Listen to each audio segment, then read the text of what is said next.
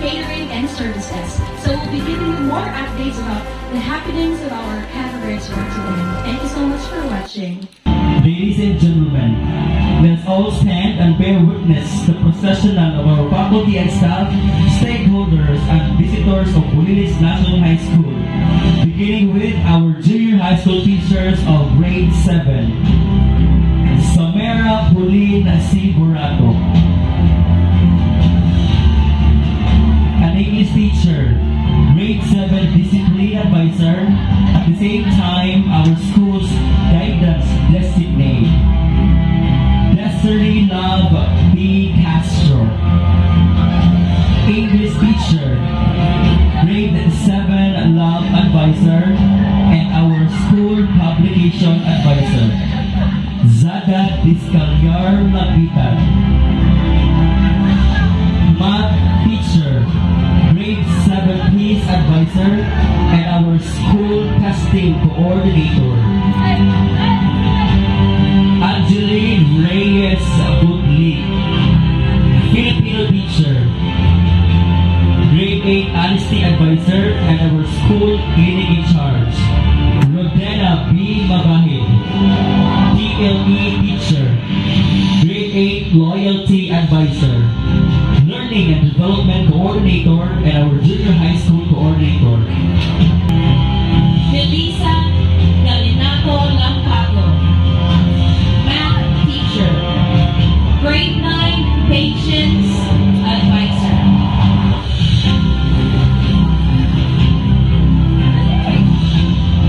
Erwin Magnin Kere, English teacher, grade 9 hope advisor, Boy Scout of the Philippines coordinator, English club advisor, and sound system in charge.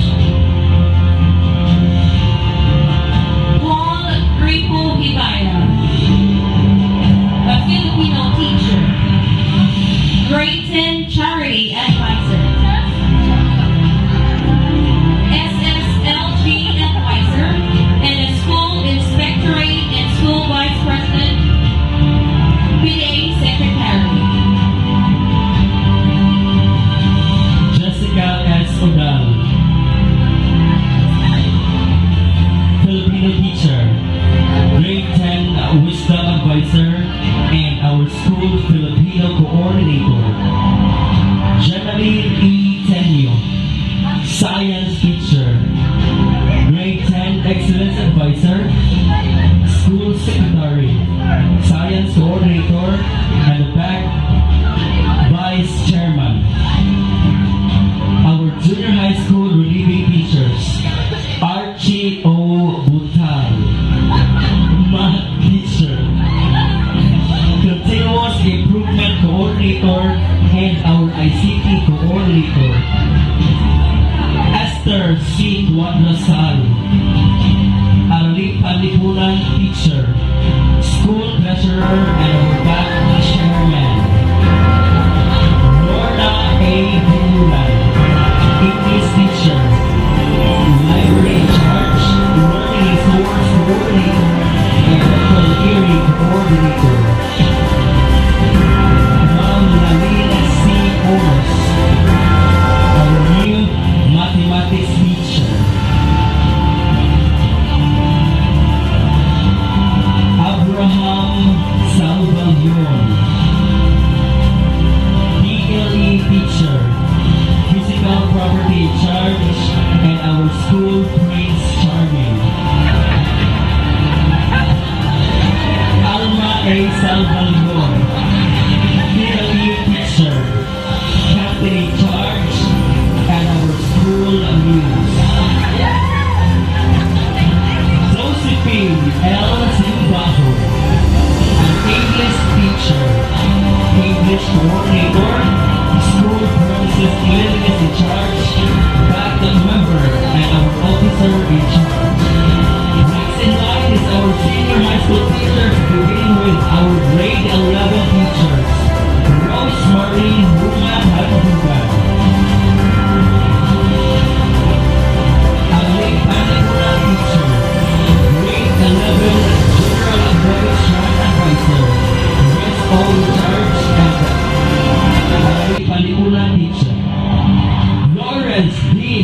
Lucino Morial. An English teacher, grade 11 home economics advisor, wellness coordinator, and our school president organization. Bernard Holistico Sano. Science teacher, grade 11 information and communication technology advisor, TSP coordinator, and Barkada Contra Droga coordinator. Adelaide Bisande Loma, English teacher, grade 12 general academics track coordinator, and senior high school coordinator. J-Mark Paul Artistico Nagudo, TLA teacher, grade 12 ICT advisor, and our school disaster risk reduction management coordinator. Jason O. Budanio, our new mathematics teacher, and a co-chairman of School Governance Council, Jubilin H. Libres. Gender and Development Coordinator, Property Custodian, and our Wheels in Charge, Julian L. Dapar. PLE teacher, grade 12 home economics advisor, HA laboratory charge and back member. Suset Omar Baluka, a MAPI teacher, and our school clerk. Lady E. Tenyo, English teacher, and our school record in charge. Up next is our visitor stakeholders, Mr. Benedicto Reyes, our former Parents and Teacher Association President and a member of School Governance Council. Sir Larry Lapitan, our Waitui Southeast District Federated President and a co-chairman of School Governance Council. Up next, Dr. Liza B. Orevillo, School Principal.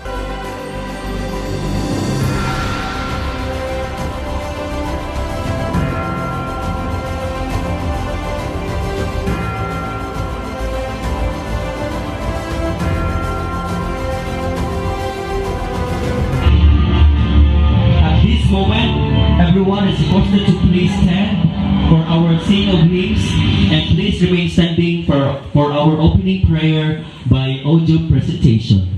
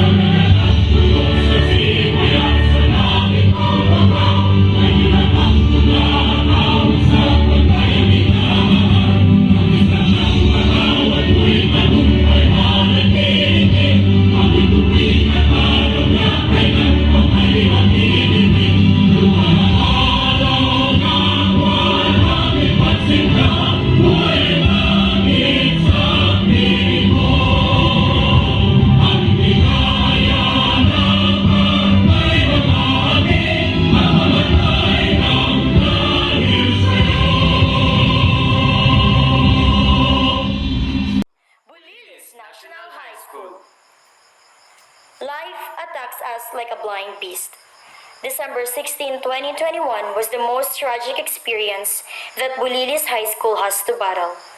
It was when Super Typhoon Odette struck the entire campus and left tremendous damages that lead to collapsed buildings, lack of classrooms, no source of power, hazards, loss of properties, and traumas from the horrific disaster. Learning is a conjugal property of the school and community. Bulilis High School, headed by Dr. Liza Orevillo, together with the parents, and Teacher Association came up with interventions and proposed bayanihan activities to rebuild the destruction caused by that cyclone. Dr. Orevillo attended sessions in the barangay to seek aid for the issues the school cannot solve alone. There were board of directors meeting, PTA meetings, SBM meetings, and other stakeholders' involvement. With vigor and high spirit, Dr. Orevillo approached a very supportive Congressman of 2nd District, Honorable Enrico Aumentado, to discuss development plans. With a simple woman-to-woman interaction, Dr. Orevillo, together with our ever-supportive and active Congresswoman Van Aumentado, discussed their plans for the good improvement of Bulilis High School.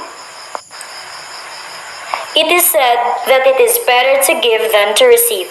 With the support of the people who has a good heart and a wellspring of will, Bulilis High School received donations such as solar lamp, paint, and cash assistance that gives big help and impact to the school.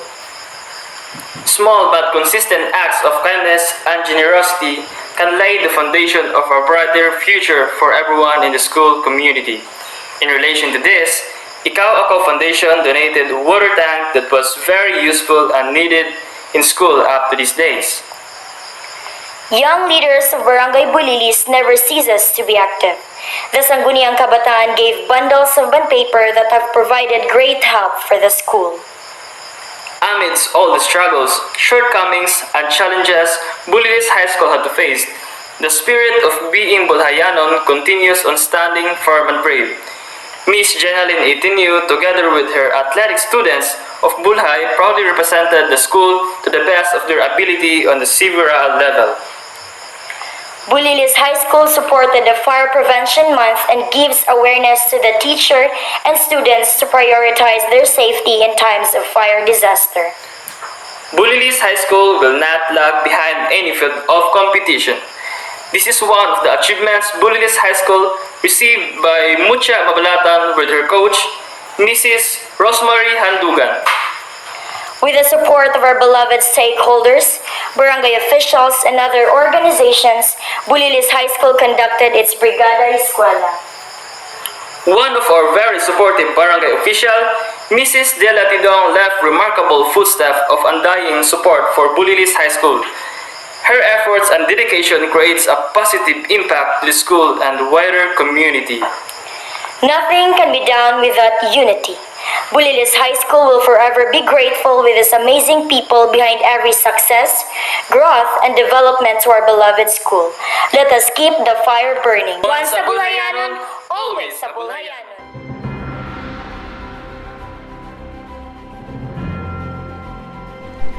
At this moment, let us all listen to the different speeches of our school-based management leaders for the school year 2022 to 2023. A pleasant day to each and everyone. To my brilliant colleagues, chaired by one of the top performing school principals, Ubabay 3, none other than Dr. Liza V. Orevillo. And to our visitors, my warm greetings to everyone again. The person standing before you is Zada Discalyar Labite. I am entrusted to share to everyone the level of Bulilis High School in terms of the so-called school-based management dimension 1, which is all about leadership.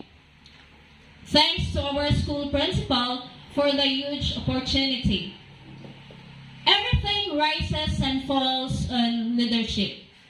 It is not just about holding power and making decisions. It's about putting the needs of others first and leading by example. School-based management is a game plan to improve education by transferring decision-making power from the state and district offices to individual schools. That is where effective leadership of the school administrators, like the school head or principal with the teachers, comes in. While individual schools are authorized to effect change in educational policy, SBM does not entirely take out the government from the picture. Bulilis High School achieved Level 4 in fostering a culture that encourages excellence and continuous improvement.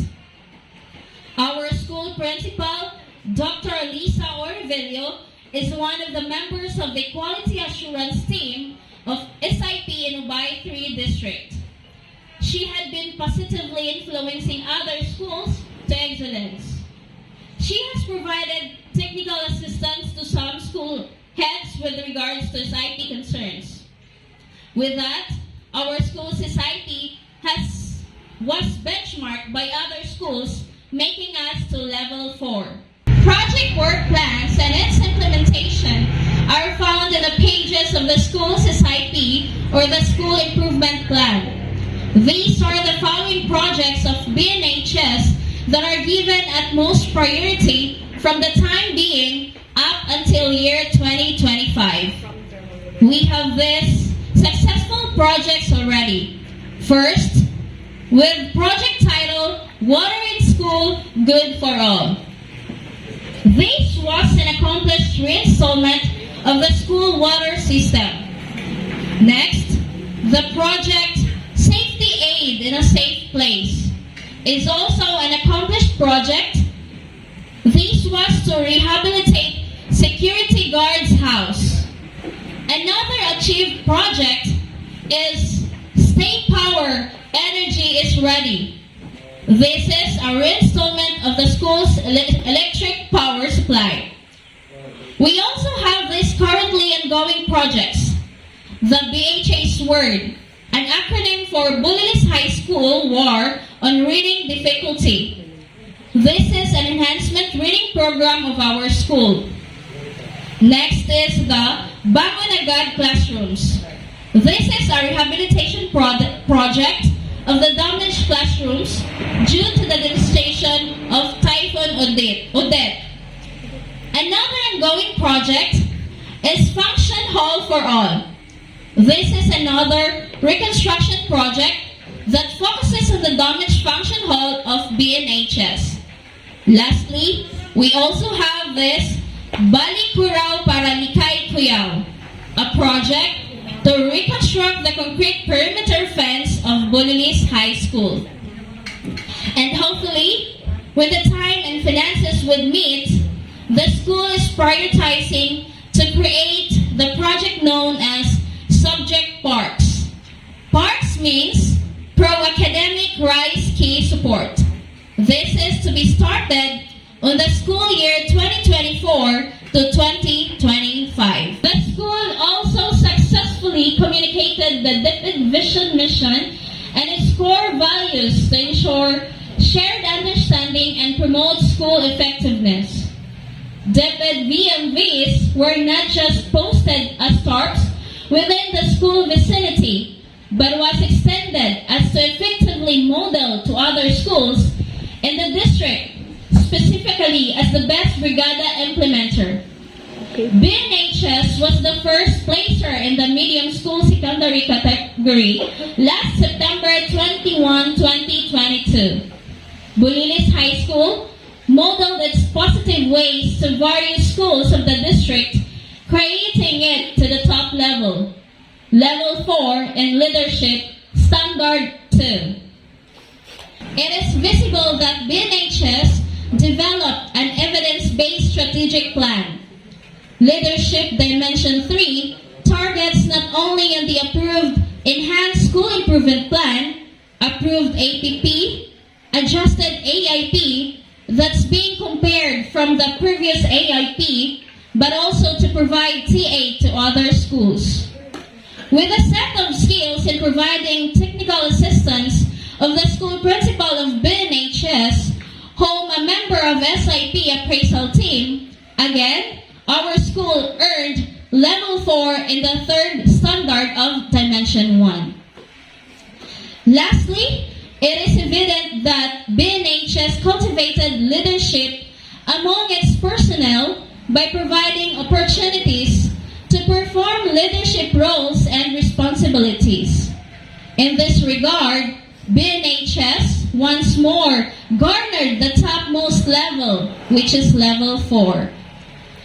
Teachers of BNHS are provided with such chances to carry out leadership roles, from achieving teacher-led activities to working given tasks as designated coordinator, to accomplishing projects like Project Smile and Plant a Billion Trees, to having lab sessions and successfully executed ancillary tasks that positively impact other schools.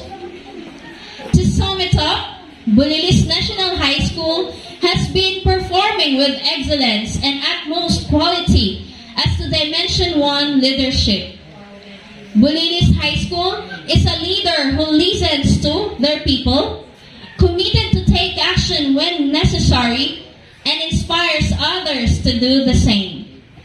And that is true leadership that BNHS holds, and that it is all worth it. Before I conclude this sharing, let me say my heartfelt gratitude to my teammates, Ma'am Desiree Love Castro, Sir Paul Hibaya, and Ma'am Nadi Tenyo. Without everyone, I cannot do the task successfully. I appreciate everyone's time and thank you so much. Integrate technology into the curriculum instead of viewing it as an add-on, an afterthought, or an event. Ladies and gentlemen, for our Dimension 2, which is curriculum and instructions, let us hear it from Ma'am Julian L. Depar. To our ever-dynamic school principal, Dr. Liza V. Orevillo, to the teaching staff of Bulilis High School, administrators, learners, stakeholders, visitors, ladies and gentlemen, a pleasant day to all. I am Julian L. Depar. In behalf of my hardworking groupmate teachers, Mr. Archie Butal, Bernard Sinsano, Algie Roluna, and Melissa Lampago, I am here to present the School Development Management Dimension 2 Curriculum and Instruction Accomplishment of Bulilis National High School, school year 2022-2023. Curriculum planning and implementation should be given utmost importance as it serves as backbone for instruction. Curriculum design must ensure the effectivity and efficiency of teaching and learning activities and includes utilization of learning resources that meet the desired learning outcomes. Implementation of appropriate teaching learning supports and employing differentiated instructions must be emphasized in the curriculum design to extend the needs of the diverse learners. Furthermore, curriculum design must include thorough evaluation of teaching learning activities to ensure genuine assessment of their effectiveness and utilizes these assessment results to improve learning outcomes. Hence, Bulilis High School, in collaborative efforts of its teachers, learners, administrators, staff, and other stakeholders, had planned and has been implementing an augmented curriculum and instruction, well tailored to the term of quality education and conform to the mission of the Department of Education. Based on the data gathered during the conduct of school-based management, Bulilis High School had performed well on the curriculum and instruction dimension. In Standard 1 of the said dimension, the school provides relevant teaching learning activities and learning resources that develop desired learning outcomes. The school had reached level 3, in which the school and its stakeholders had been working together to provide contextualized teaching learning activities and resources that develop desired learning outcomes. It was given evidence by the list of analyzed data from consolidated results of full ERI, ORVT, diagnostic test results, and list of contextualized learning funded by the PTA or stakeholders. One of our stakeholders, named Kimberly Bulilis, donated 10,000 pesos to purchase bond papers and printer inks for printing contextualized modules. In Standard 2, the school had reached level 3.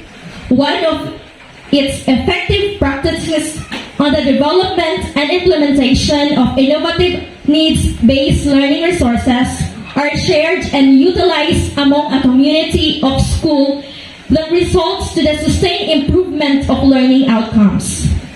American Accent Training, an innovative program by Ma'am Ana Libisandi Cloma, a senior high school coordinator, was adopted by Estaca Pilar District to enhance the speaking and listening skills of the learners. For Standard 3, the Bulilis High School achieved Level 3. The school and its stakeholders collaborate in developing and implementing various and innovative teaching learning support systems that contribute to the developmental needs of diverse learners. The Parents-Teacher Association donated television set for the grade 10 learners initiated by Sir Paul Hibaya and Ma'am Jessica Odal. Similarly, for Standard 4, the school enhances the design differentiated assessment strategies to measure desired learning outcomes. Thus, the school attained Level 3. The teachers administered the SPAT test last March 2023 to assess the students' learning from previous lessons. The school also conducted LAC session for the teacher every month for the betterment of the learners. For Standard 5, the school reached Level 3. This standard used to develop learning programs that are suited to the school community and customized to learners' contexts. The school is having an ongoing action research entitled KSP or Katuwang sa Pagbasa by Sir Paul Hibaya and Bisande Program or Brief English Speaking Skills and Discourse Delivery Enhancement Program conducted by Ma'am Ana Cloma. The KSP program is a peer tutorial reading program that grade 7 will be the first correspondent, while the Bisande program is an English-speaking skill delivery enhancement program, which is the intervention of speaking and listening skills. The school also is currently conducting the CI or Continuous Improvement entitled BHS Word or Bulilis High School War on Reading Difficulties. These achievements are proof that we, the faculty and staffs and stakeholders of Bulilis High School, have been doing our best to provide quality education, responsive to the needs and interests of our learners and the community, allowing learners to showcase their best by having a contextualized learning activities suited to their differences in terms of level of cognition, skills, and culture. Achieving the desired learning outcomes provided with varied activities and resources that caters the 21st century students. This will not be successful without the help and support of every stakeholder. In behalf of Bulilis High School, we are thankful and hopeful for your continuous and full support in implementing and attaining the vision, mission, and goals of the institution. Learning environment determines the success and motivation of the student to achieve. Ladies and gentlemen, for our Dimension 3, which is learning environment, we have Ma'am Rosemary L. Handugan. To our dear distinguished guests, faculty members, parents, students, a warm welcome to the State of the School Address. Today, we are gathered to present the Dimension 3 Learning Environment in School-Based Management. This dimension plays a vital role in shaping the educational experience of our dear students and fostering an environment that nurtures their growth and well-being and the vital standards that contribute to creating a safe, inclusive, inclusive and supportive learning environment in our school. Well, this dimension encompasses various aspects that are crucial for the holistic development of our learners and the well-being of our school personnel. We have firstly, Standard 1 emphasizes the implementation of policies and procedures for a safe, secure, and equitable learning environment. Our school understands the significance of providing a space where students feel protected and supported. Our school takes pride in its dedication to disseminating and conducting the advocacy orientation in various policies, guidelines, and procedures with the stakeholders. We understand the importance of equipping our students, our staff, and the parents with the knowledge necessary to ensure their safety and well-being. Through school memos and completion reports, we have successfully organized and conducted orientation sessions and held SDRRM, GAD, and Brigada Escuela. And by providing facilities in our school, it fosters awareness and understanding of these essential areas as we empower our school community to contribute positively to our learning environment. For the Standard 1, we attain the Level 3. Okay, moving on to our Standard 2. We take pride in promoting an exclusive learning environment. We believe that every student deserves an equal opportunity to thrive academically, socially, and emotionally. Our school embraces diversity and fosters a culture of acceptance, where students from all backgrounds feel valued and respected. So our commitment to inclusive learning is implemented throughout the year and address the needs of our diverse student population with our stakeholders. Through reading enhancement by Ma'am Josephine Simbahon and the company, the feeding program by our Project Smile, and all the support of our stakeholders, we ensure that inclusive learning remains at the forefront of our educational practices. For our Standard 3, we're going to highlight our commitment to efficient management of physical and IT-enabled learning structures. So we're going to recognize the importance of providing the well-maintained facilities that support effective teaching and learning. Additionally, we harness the power of technology to enhance the educational experience and equip our students with the necessary skills for the digital age. So we have also compiled and documented the comprehensive manuals on the usage of the physical and the IT-enabled learning structures. So these manuals serve as valuable references for all the stakeholders. And by having these learning resources such as the television, the computer set, the speakers, and others, it ensures that everyone has the access to the knowledge necessary for the efficient management.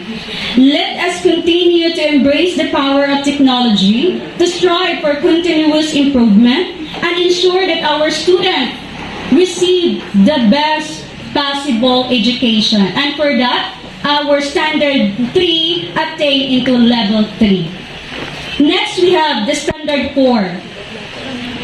Focuses on fostering the health and well-being of our learners and the school personnel. We believe that a healthy mind and a body are essential for optimal learning outcomes.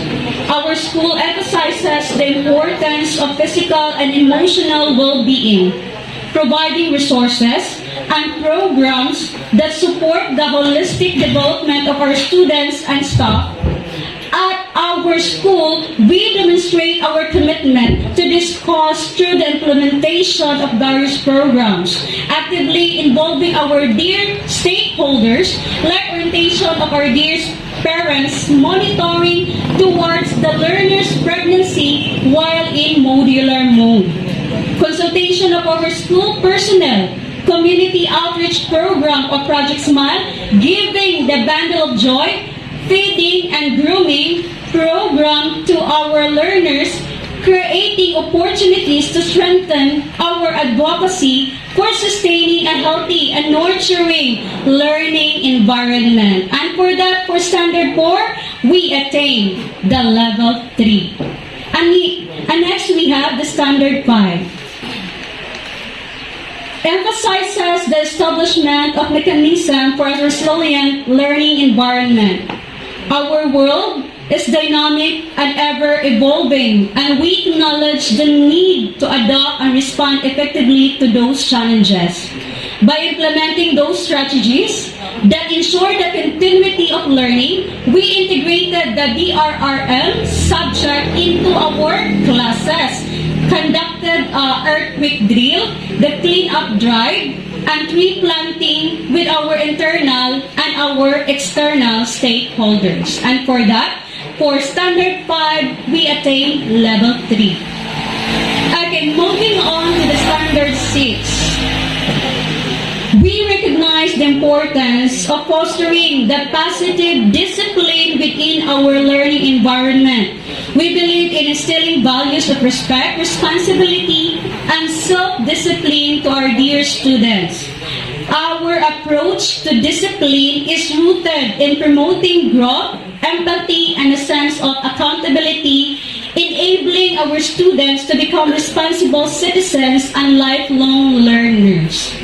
So moving forward to the Standard 6, we have implemented policies that foster positive discipline by diligently complying with our action plan. We have organized various activities and initiatives that promote positive behavior among our students. These activities include the school orientation program in implementing rules and regulations of school, administering psychosocial support activity, observing healthy protocols in time of COVID-19, and all within the learning environment. We have here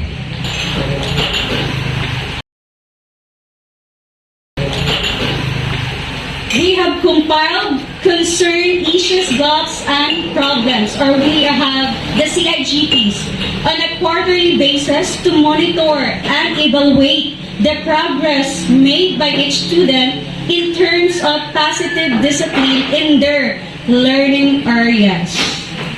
So with that, for Standard 6, we attain level 3. Lastly, the Standard 7 highlights our commitment to supporting the exercise of rights and responsibilities of our dear learners in maintaining a conducive learning environment. We value the voices of our dear students and encourage their active participation in decision-making processes by empowering them to exercise their rights and responsibilities. So we create a sense of ownership and promote a collaborative culture within our school. So moreover, we have developed a comprehensive program like the Career Guidance Advocacy Seminar Workshop with our stakeholder, J. Doidora. At the culminating program, together with our internal stakeholders, our school offers the diverse activities serving as platforms for our dear students' participation also in our SSG election and the work immersion. We also value the input and feedback of our dear learners, which is why we consolidate and analyze the survey responses, comments, and suggestions from the students. By doing so, we gain valuable insights into their needs and preferences, allowing us to recommend appropriate programs that cater to their interests. Furthermore, the accomplishment and evaluation reports of the Supreme Student Government implementation are being submitted and highlighting the impact of the student-led activities.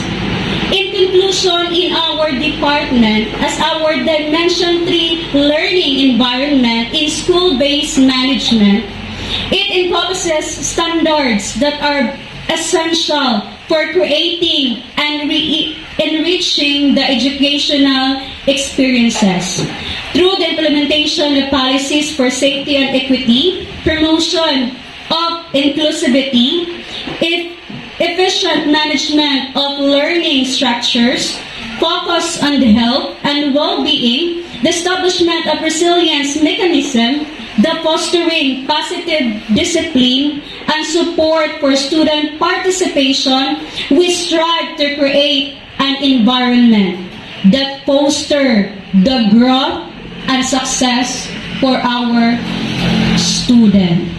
Well, thank you for joining us today. Once again, thank you and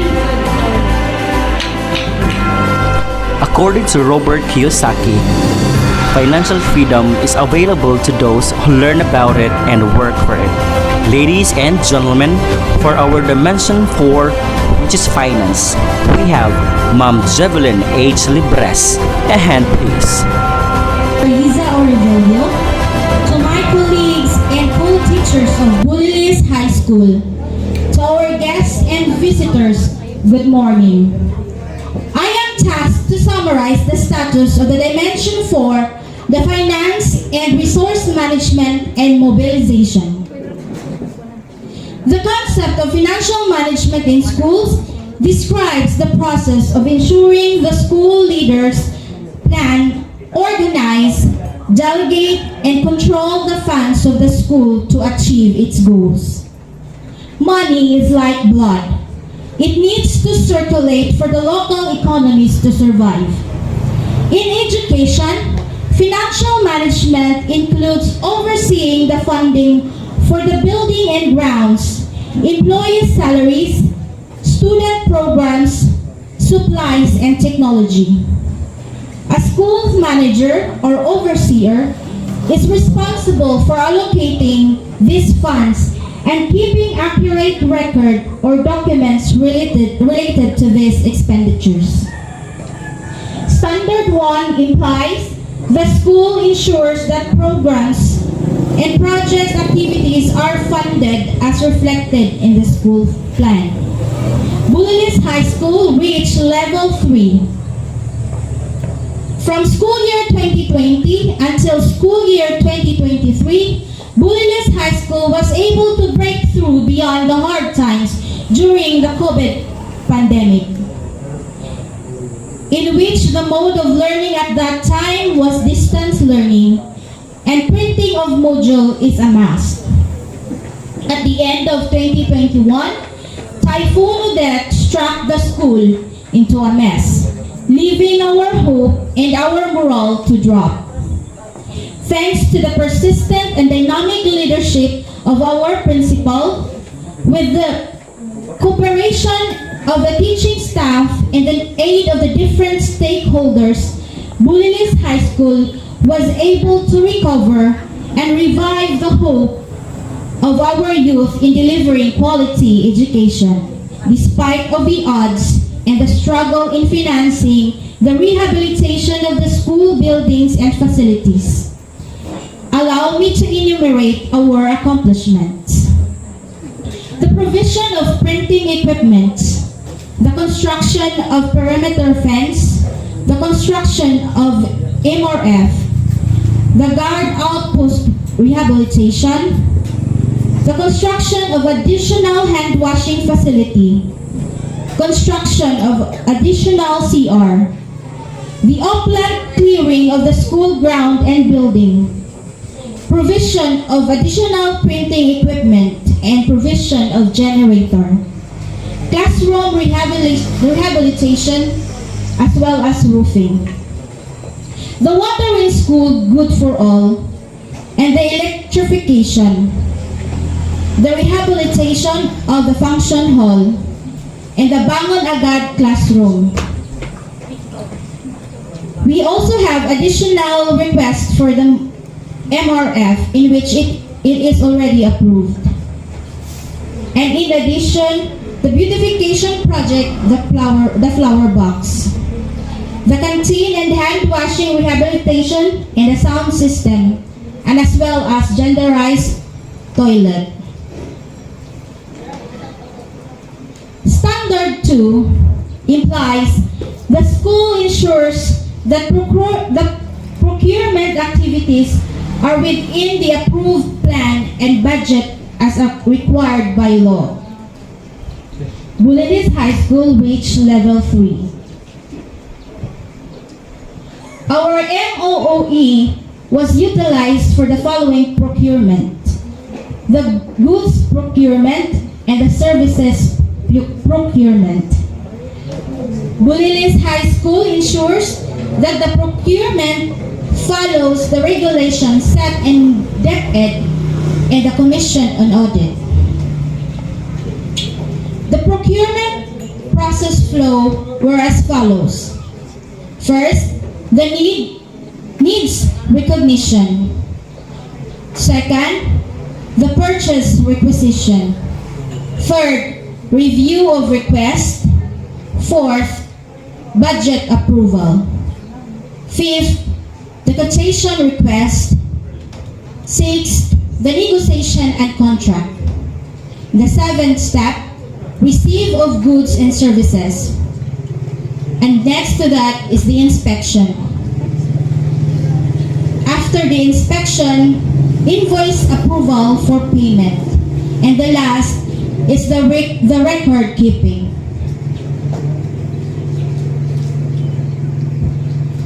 Standard 3 implies the school ensures that funds disbursed and utilized in accordance to accounting and auditing rules and regulation. Bulilis High School reached level 3. Bulilis High School strictly adheres to the accounting and auditing rules and regulation of the Commission on Audit, in which submission of the liquidation should be on time. In this standard, we are at level 3, and in this regard, the school is obliged to disclose the expenditures of the MOOE through the following: posting of financial updates through the Transparency Board, and the update financial reports during faculty and PTA meetings. Standard 4, the school implements management strategies to mobilize resources, at which our school reached at level 3.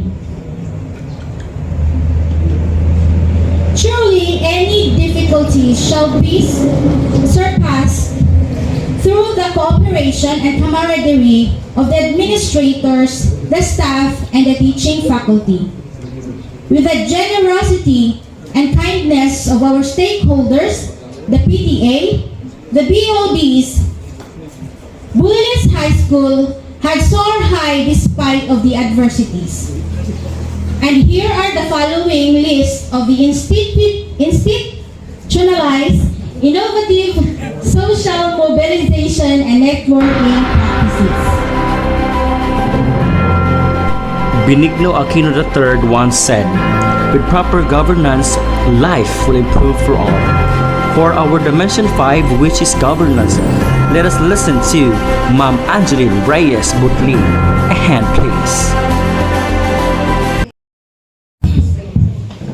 To our active school principal, Dr. Liza B. Orevillo, my gorgeous and handsome colleagues, our supportive stakeholders, visitors, friends, a pleasant afternoon to all of us.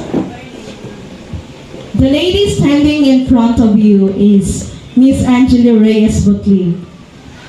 It is an honor and privilege to present to you the status and level of accomplishment attained in SBM Dimension 5, which is the governance.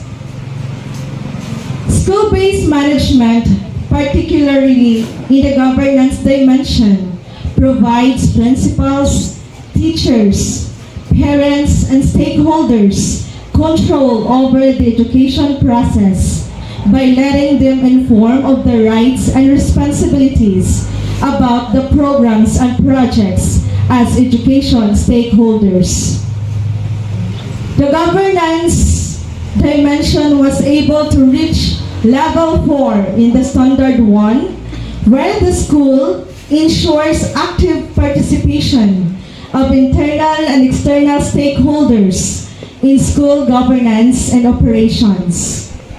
The internal and external stakeholders showed full support to the programs and projects of school by signifying their support, pledge of commitment, donation, and their active participations in every activity, such as PTA voluntario, tree planting, community service, and community outreach program, which were participated by the different external and internal stakeholders.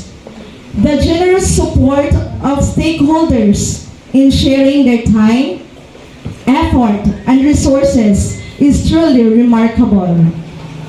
With the exemplary support from all of them, I would proudly say that Bulilis High School awarded us Best Brigada Implementer and announced a shortlist school for 2022 Division Brigada Escuela Search for Best Implementing School for Medium category, as stated in the Division Memorandum Number 675 Series of 2022.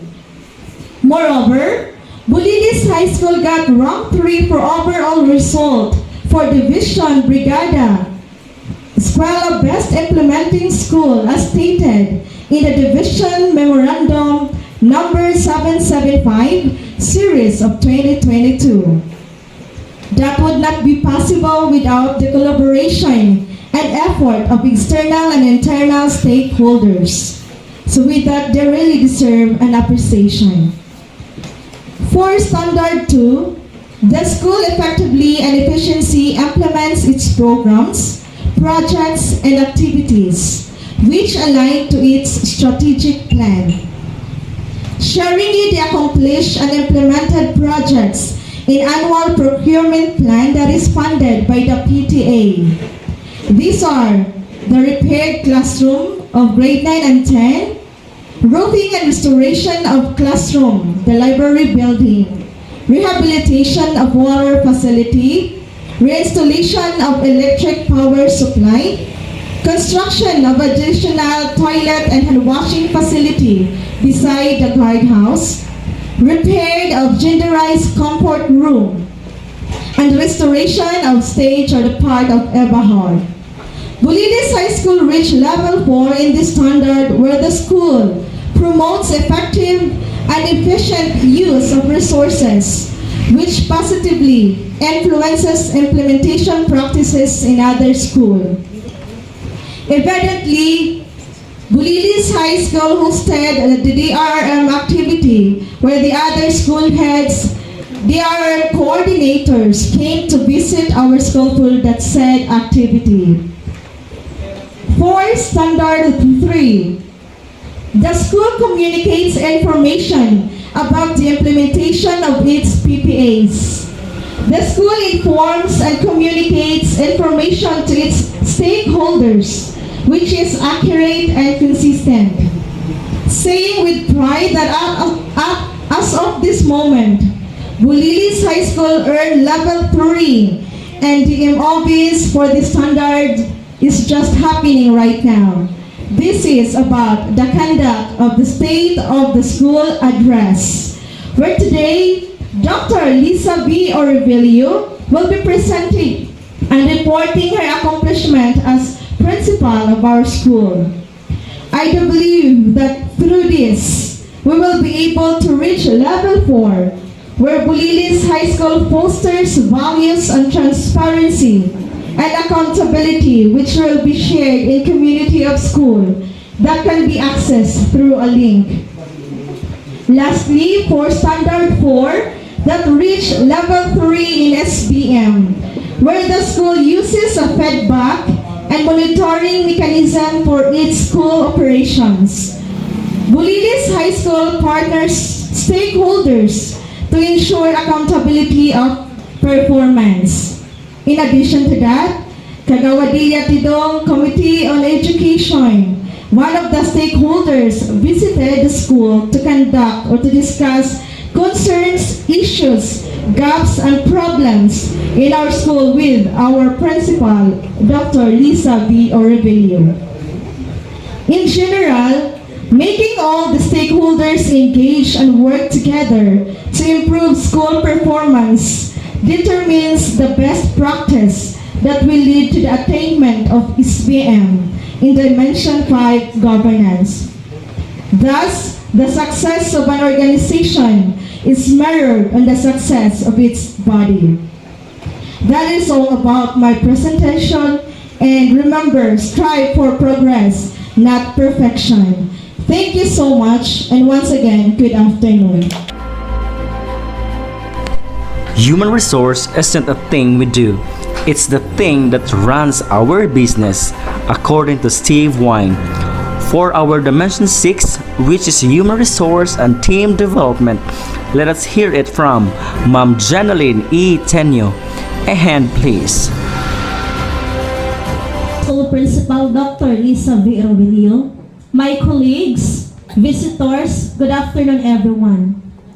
I, Janeline E. Tenyo, Secondary School Teacher 2 of Bulilis High School, humbly present to everyone the status, achievements, accomplishments, and development of teaching and non-teaching personnel of the school as we are assigned to Dimension 6, Human Resource and Team Development.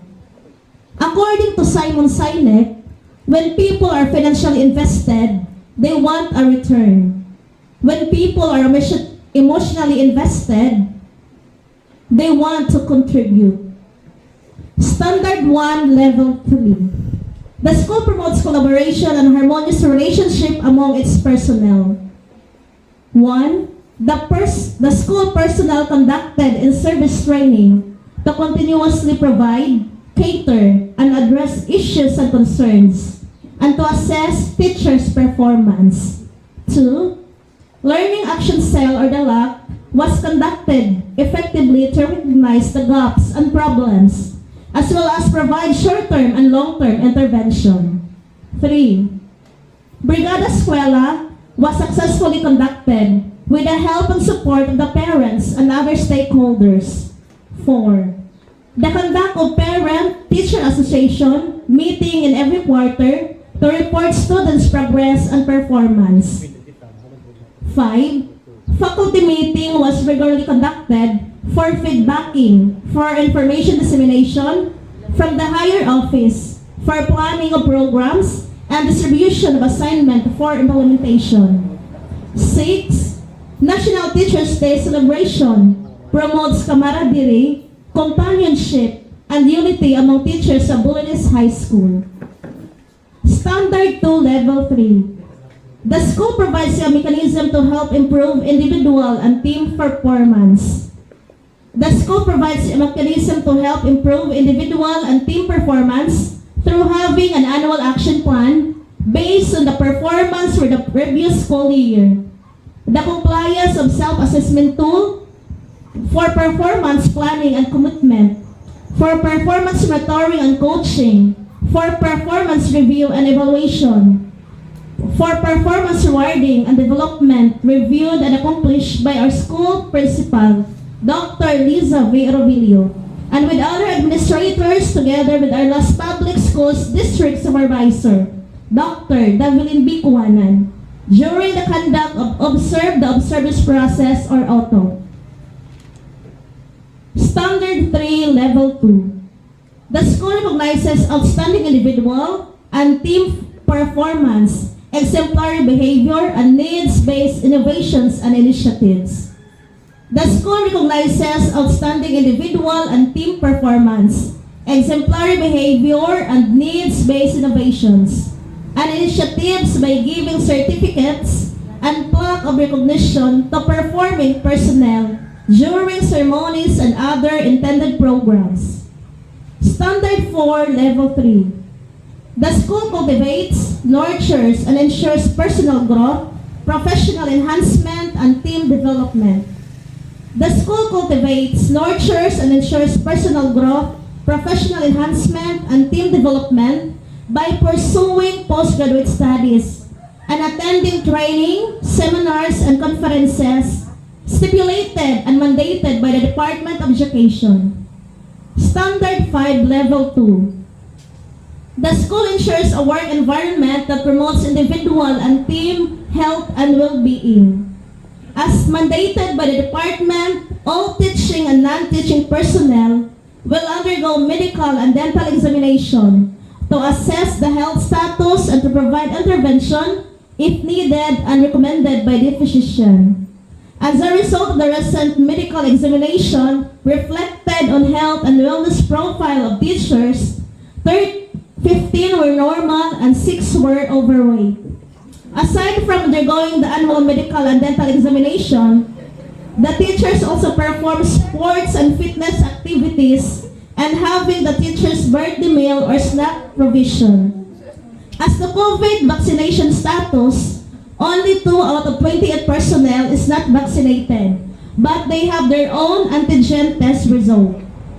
Standard 6, Level 3. The school creates a system of succession, exit onboarding, and turnover of teaching and non-teaching staff. The school creates a system of succession, exit onboarding, and turnover of teaching and non-teaching staff where teacher and other personnel were identified and scrutinized as to were eligible for retirement, promotion, and transfer. As of this school year, there were a number of teachers who are promoted through reclassification of position from Teacher 1 to Teacher 3. 2 teachers were transferred to school of their residence or locality. 1 teacher has transferred to our school and 2 newly hired teachers. Therefore, for the current school year, the teaching and non-teaching personnel of Bulilis National High School has 1 school principal, 19 junior high school teachers, 8 senior high school teachers, 2 office clerks, 1 utility worker, and 2 security guards. Before I end, I would like to say thank you to my colleagues who helped me in the preparation of my presentation, Ma'am Rodina Mabahing, Sir Lawrence Dean Morial, and Sir Ian Bernido. Without them, it would be difficult for me. According to Richard Branson, train people well enough so they can live. Treat them well enough so they don't want to. That would be all. Thank you and a pleasant afternoon, everyone. Orevillo, in her state of the school address. A big hand, please.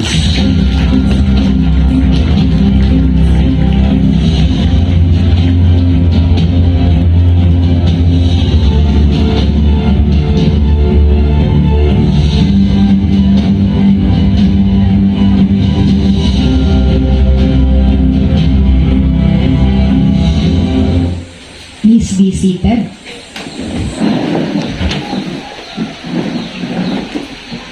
His Excellency Ferdinand Bongbong Marcos Jr., President.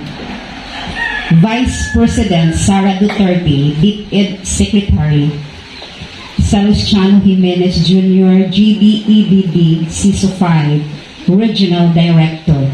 Evangel M. Luminarias, PhD CISO 5, Schools Division Superintendent.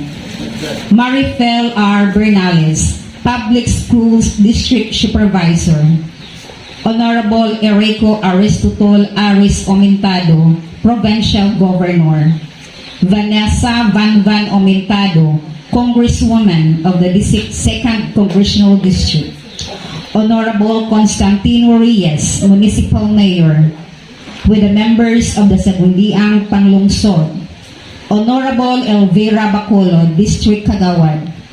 Honorable Efren Salvador, Barangay Captain. with the members of the barangay local government units. Honorable Dilia Tidong, the Chairman of Education Committee. SK Chairman Edna Bungkales, with the members of the Barangay Sangguniang Kabataan. Mrs. Brenda Hueso, President of the School Board of Directors, with all members of the school board. Mr. Larry Labitan, elected President of the School Governance Council, with all the SGC members.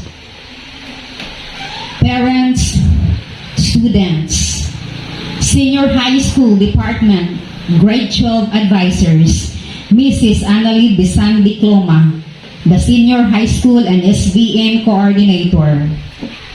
Julian Dapar, the TLE Coordinator. G. Mark Paul Ragudo, the Chairman of the Prefect of Discipline. Grade 11 Advisor, Mr. Lawrence Dean Morial, President of the Teachers Organization and the School Artist and Decoration Expert. Mrs. Rosemary Handugan, the GSP and AP Coordinator. Mr. Bernard Cinsano, the BSP Coordinator. The relieving senior high school teachers, Jason Budanyo, the appointed SGC co-chairman, and Jevelyn Libres, the property custodian. Junior High School Department, Grade 10 Advisors, Gina Tinu, the Science Coordinator, Paul Hibaya, the SSG Advisor, Jessica Udao, the Filipino Coordinator. Grade 9 Advisors, Ian Bernido, the MAPI Coordinator. Melissa Lampago, the Math and Lab Coordinator. Erwin Kirikiri, the Sound System Expert. Grade 8 Advisors, Rodina Mabahin, the L&D Coordinator and Junior High School Coordinator. Angeli Butli, the Clinic in Charge. Algie Roluna, the Brigada Eskwela and Gulayan sa Paaralan Coordinator. Grade 7 Advisors, Zada Labitan, the Chess Coordinator. Desiree Love Castro, School Publication Advisor. Samira Pauline Burato, Guidance Designate. And the Junior High School Relieving Teachers, Josephine Simbahon, our Officer in Charge, English Coordinator, and the School Premise Cleanliness in Charge. Archie Butal, ICT Coordinator, and the CI Project Team Leader. Lorna Dinulan, the Librarian and LR Coordinator. Abraham Salvalion, the Physical Property Coordinator. Alma Salvalion, the Canteen in Charge. Esther Quadrasal, the School Treasurer, and Lalaine Omos, the Office Secretary. Non-teaching personnel, Nidhi Tinio, the Office Clerk. Susette Baluka, the Record in Charge. Michelle Mantika and Patrick Tikong, the Security Guards. And Mark Jun Anyuri, our utility worker. To God Almighty, ladies and gentlemen, good day.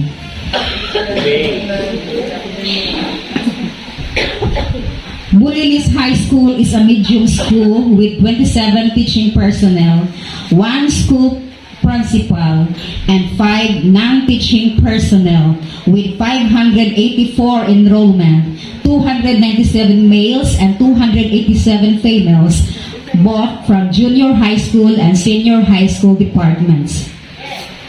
As to human resource aspect, 1 is now waiting for her appointment for MP1 position, Josephine Simbahon.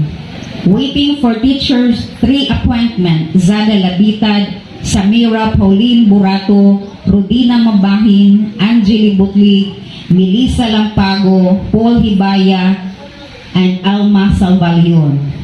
Gina Lintinio is now promoted from Teacher 1 to Teacher 2.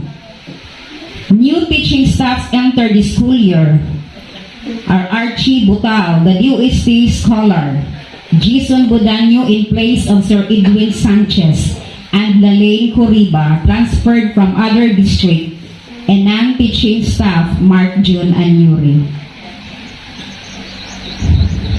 It's been a year and 5 months since my first day in Bulilis National High School.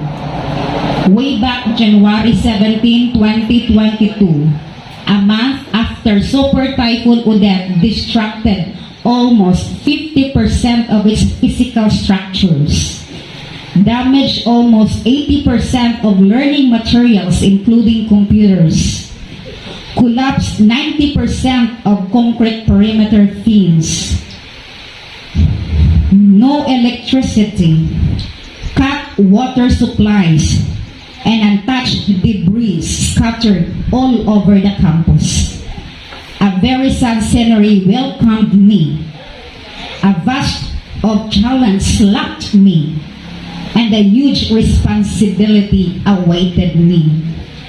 It seemed impossible to stand again, but we did. Congratulations to all of us. Despite all those, we did not show any frustrations, any sense of helplessness and hopelessness.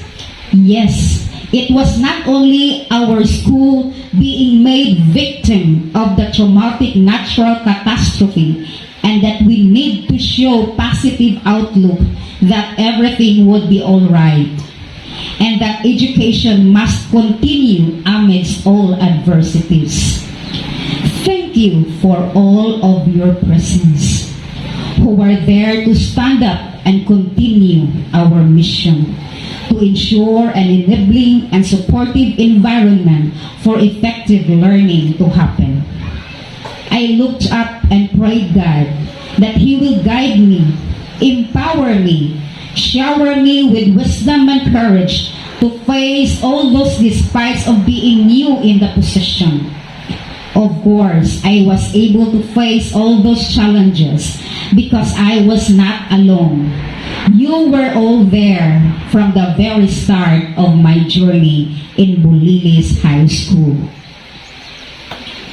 I am so thankful to all stakeholders, both internal and external, that we made it and education continued. Our school was assured with a safety seal to open the limited face-to-face classes. Activities for the welfare of the students, the teachers, and the school as a whole.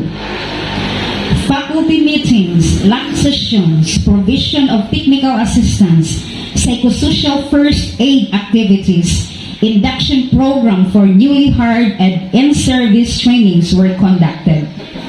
School safety assessment were made and all the necessary preparation were done for safe, limited, face-to-face class operation to start. Students were undergone with career guidance program seminar, were able to present their outputs in their exhibit during culmination program, undergone school-based immersion, and compete with other schools virtually through the efforts of all concerned teachers. School year 2021-2022 was such a challenging yet a fulfilling school year ever. Face-to-face closing and graduation exercises were successfully done as electricity was energized just as the day of the program. School year 2022-2023 was a year of excitement. Brigada Escuela was conducted and opening of fall face-to-face classes were opened. Normal scene was then realized after more than 2 years of alternative delivery mode of learning due to COVID-19 global crisis. Plans were laid in the school improvement plan. Teachers' performances were monitored and evaluated. Technical assistance provided. Meetings, conferences, lab sessions, and service trainings for teachers were back to normal.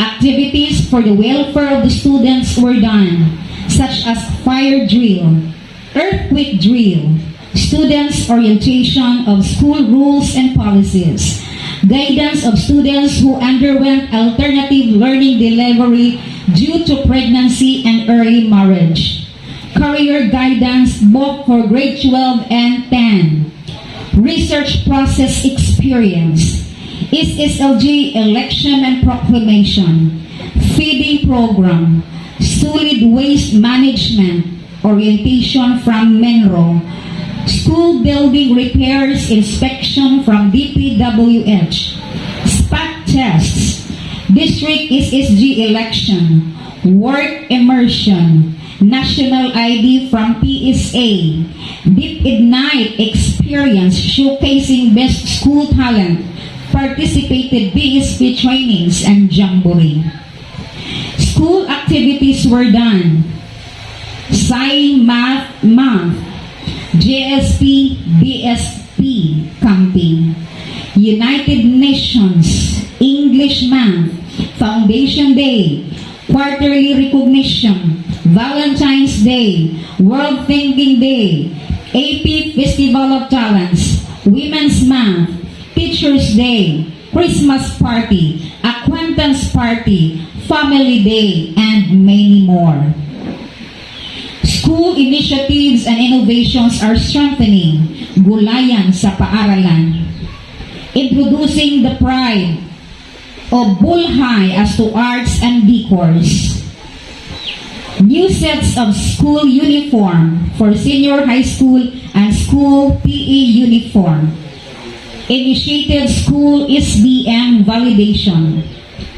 Approved and acknowledged Bulilis High School hymn. Action Research Proposal approved TSP program and the Sunday program. Reading program BHS Word. Bulhay Prank in Academics. Internet installation. And contributor of Banwa, the official division publication Submission of health programs for OPI. Organization of sports club. Forward the roofing initiatives, canteen operation, library and learning resource utilization. The school is motivated enough to move forward as it manifested in the recognitions received. Various awards during the Deep Ignite Prince and Princess 2023. Second place in poster making, area level participated, division level in speech choir. Second place, spoken poetry, division level. Bubble sports in swimming, both and boys and girls. Sivera qualified athletes in swimming and badminton. Participated division level pop quiz. Third place in the division short list brigada, best brigada implementer, and received various awards in District Saludo 2022. The school could not stand alone. We need partners to move forward. Thus, strong partnership built up between the school and stakeholders, both internal and external, contributed a lot to the success of the smooth school operation despite challenges met. From the board of directors, the school governance council, the office of the Congresswoman Omentado, office of the Governor Aris Omentado, alumni, BLGU, the constant presence of the Education Committee, the PTA, the school boards, and all private individuals from local to international, both private and public, supports were evident. As the school received the following: health checkup, laptop, school supplies, solar lamps, school supplies for students, free haircuts and foods, voluntary and financial works, painting materials, galvanized iron for classroom and stage roofing, bamboos for school gardens, face masks, and financial assistance from many anonymous stakeholders. 15,000 pesos annual financial aid from BLGU and 200,000 realigned budget for classroom roofings. The school also received modules from DepEd. For now, We are still waiting for the sports facilities and equipments worth 70,000 plans, which are ready for release this week. The 100,000 worth of materials for concrete perimeter fence from the office of the governor is also soon to come, and material recovery facility from MLGU Menro office. So thankful of the many supports, both internal and external. To you, my dear teachers, all this are because of your relentless efforts, commitment, and dedication to work, and because of our love to our learners. Continue to spread happiness. Continue to soar high, Bulilis High School. I am Liza Orevillo, PhD, the school principal.